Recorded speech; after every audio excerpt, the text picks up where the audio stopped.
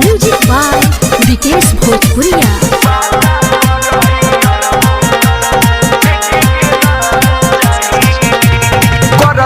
Phone कहेला छन छन हो आई तो यार भर के चाहे मन हो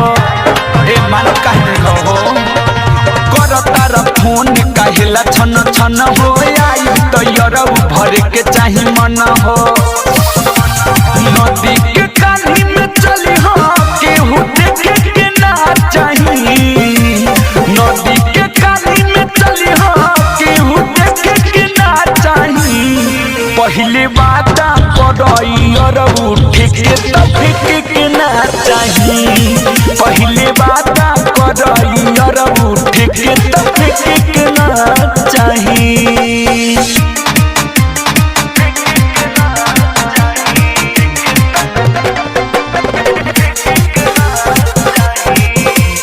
ज्योति रिकॉर्डिंग स्टूडियो घोड़ा सहन लखा।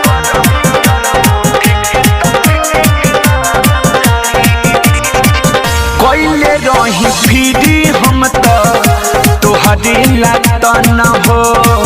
पिछला बेरी आईनी तो भरल नहीं मन हो सफा चपट कोइले रही फिरी हम तो तोहरे लागत न हो पिछला बेरी आईनी तो भरल नहीं मन हो आँख से आँख मिला के खाली से ना चाहिए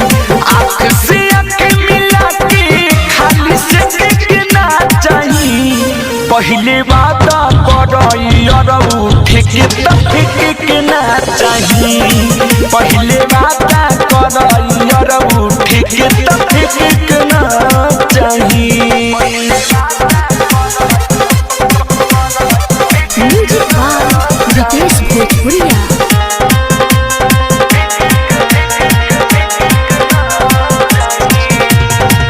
बाड़ पनिया वाली हमके फोनवी पर कब से जानतानी चढ़ेल तो उतरेल छब से हाँ बाड़ पनिया वाली हमके फोनवी पर कब से जानतानी चढ़ेल तो उतरेल छब से मासूमियत से अलबेला रास्ता छेके ना चाहिए सुधीर बिक से अलबेला रास्ता छेके ना चाहिए पहले बात कर और उठे के तफिक के ना चाहिए पहले बात कर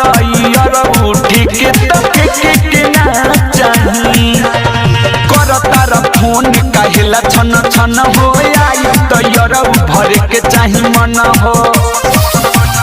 नदी के कानी में चली हो केहू देखे के ना चाही नदी के कानी में चली हो केहू देखे के ना चाही पहले बात कर और उठे के तफिक के ना चाही पहले बात कर